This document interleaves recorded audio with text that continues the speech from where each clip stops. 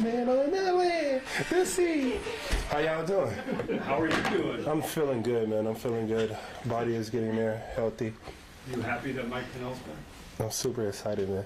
That's how the universe works, man. You got to put it out there, put the energy out there, and eventually it comes back full circle. What's the best part about having him back in the room? Man, Mike, he brings a veteran presence. Good for the locker room. Great guy.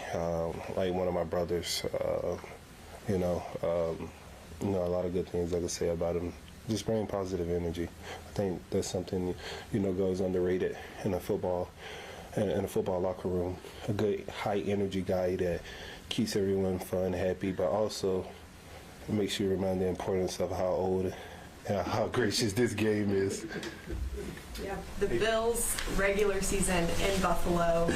How much have you kind of grown to look forward to this matchup? This is one of those matchups where this game could be a huge deciding factor of seeding for playoff, and it's always an exciting, competitive game, especially when you play a guy like Josh Allen, who can do so many things well, who's big, who's physical, but also fast.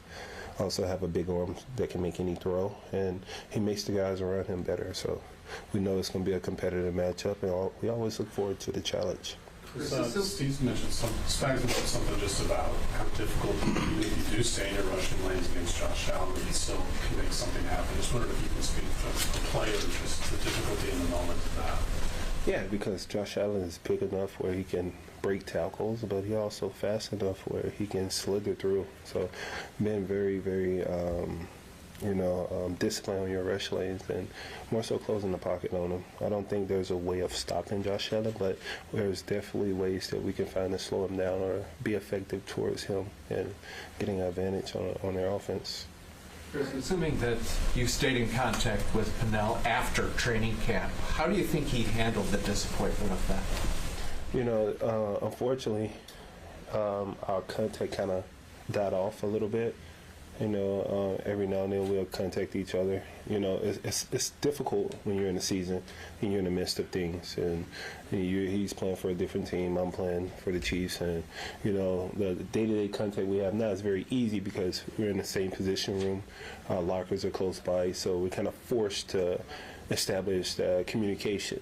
When someone goes away, like a guy like Colin Sanders, every now and then we're able to talk, but as in the effective communication that we had while he was in the building kind of died off. What was the level of your disappointment when you learned of that at that time?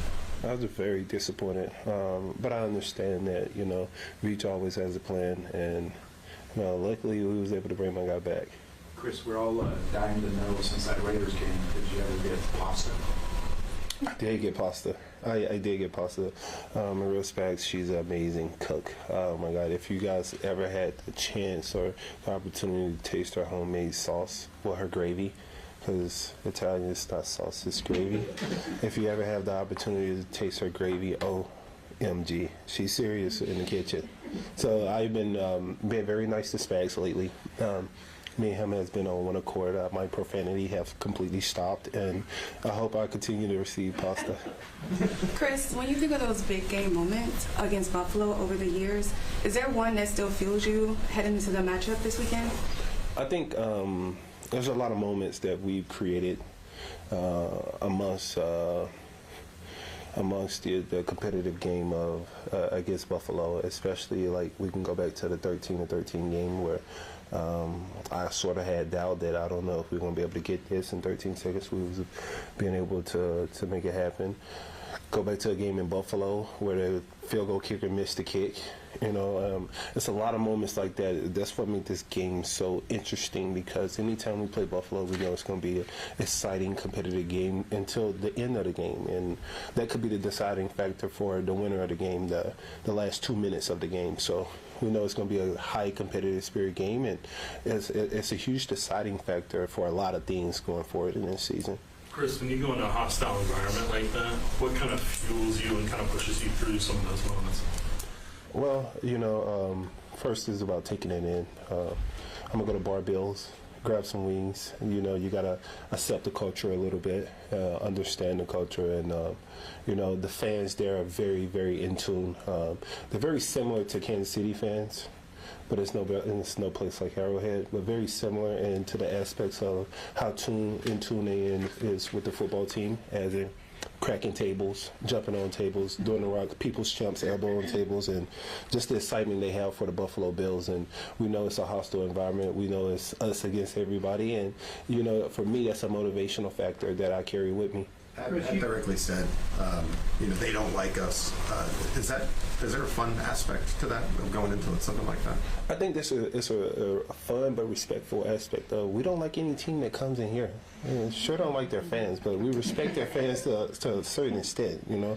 And it's all competitive love and war, you know.